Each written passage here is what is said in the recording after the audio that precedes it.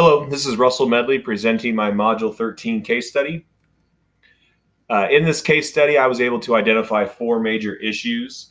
The first issue being the concerns on Mrs. Stevens' teaching. While she seemed to be effective as far as knowing her content, there were concerns on the student involvement or motivation of students and how sometimes that related to them being off task or disengaged.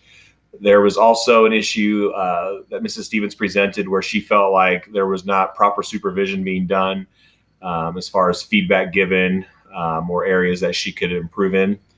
There was also the issue of her tenure status where the principal was leaning towards recommending a non-renewal because if he would renew, then she would be eligible for tenure. And then the final issue was that post meeting where she was upset and threatening to take legal action against the district.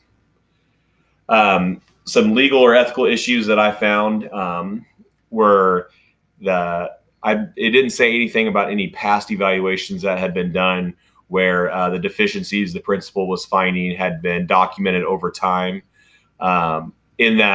In past evaluations, if something were identified that she was being deficient in, there would need to be feedback, the appropriate feedback given, kind of an action plan on the next steps to improve, a timeline as far as when the deficiency should be fixed by. The principal should also have sought out different professional development opportunities for her to get more experience or learn more in the areas that she was deficient in, and then obviously a formal reevaluation on those deficiencies. Different districts also have different due process rights. So if she did not get those previous things I explained, then she has rights in that where she can fight saying that she was not properly evaluated and that resources were not made available to her to improve. So the underlying problem was that Mrs. Stevens felt that she was being unfairly let go because the principal did not provide adequate feedback or solutions in regards to the deficiencies found over time.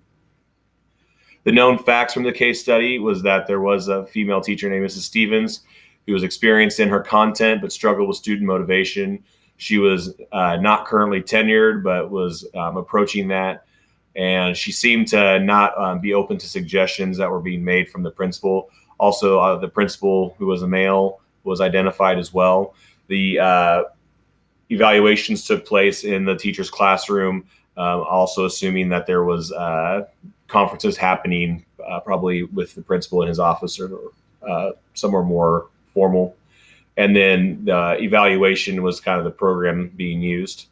The things that weren't known in this case study was the subject area that Mrs. Stevens taught, how many years she had been teaching. We didn't know also on the principal how many years of experience he had in that role. Also, we didn't know anything about the school demographics, the resources that were available in the classroom, as well as the class size. And as far as the evaluation process, we don't know if other evaluations had been done or what the conferences on those past evaluations entailed. The impact on stakeholders, the primary stakeholders that I felt this impacted were the policymakers. So that would be the ones that kind of have a say in the evaluation process as far as all the proper steps. The teachers, not only Mrs. Stevens that's being affected, but for teachers in general, in this case, if they felt like Mrs. Stevens was being unfairly treated or evaluated, then that also in turn might make them feel uneasy in the process where they kind of don't know what to expect throughout the entire process. And then obviously the students, if Mrs. Stevens was found to be ineffective and not motivating her students, then that would obviously affect their achievement. And as teachers, as administration, we want to keep our students' best interests in mind. Some of the options that I was weighing was just to submit non-renewal to the superintendent. The consequences of that be obviously, like shown in the case study, was that she was going to fight the decision in courts, which could bring negative attention to the school district. Another one that I was leaning towards was that you just provide the appropriate feedback. You give her the resources or professional support that she needs to help her in that deficiency, and then reevaluate those.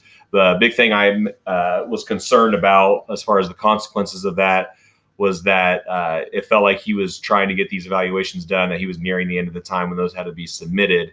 And so you don't want that to be rushed where you're not executing everything properly. You could also just renew granting tenure, just try not to fight the fight.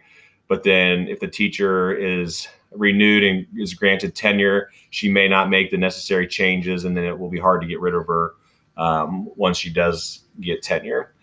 And then the last one was to renew her, but to put her on an improvement plan where evaluations would be made in the future in regards to her deficiency. The consequences I found with that would be that there would just be a longer process to get rid of her if improvements were not being made. The pros and cons of the renewal. The pros would be that she would, the principal would have an opportunity to better support the teacher, and in turn all teachers. He would avoid illegal fights, and that the teacher was said to be good in her content area. So that's kind of one area that the principal didn't have to worry about, but obviously there were other issues with that. The cons of a renewal would be that it would be harder to get rid of if she didn't improve. The teacher didn't seem to take criticism well, so you don't really know, even if you do give her a feedback, how well she would take that, or if she would try and change to meet the school needs. And then the student success might not be fully attained, and obviously that's our number one priority. So if she's not willing to change her ways and you renew her, then your students kind of suffer as a result of that. The decision I came across was that I would recommend renewal, but that I would have an improvement plan in place to work on the deficiencies. I would also want to make sure that all teachers are aware of the evaluation process as far as the tools being used, the goals that we have as a school, and I would also want to have input from our teachers on the evaluation process so that they kind of feel included and their opinions matter as far as the evaluation process. I would continue to supervise her through the use of walkthroughs, and then provide immediate effective feedback on those walkthrough results. I would try and implement individualized professional support for Mrs. Stevens and all teachers to help fit the needs and areas that improvement is needed. I would also conduct formal evaluations and analyze the data as it pertains to the improvement plan.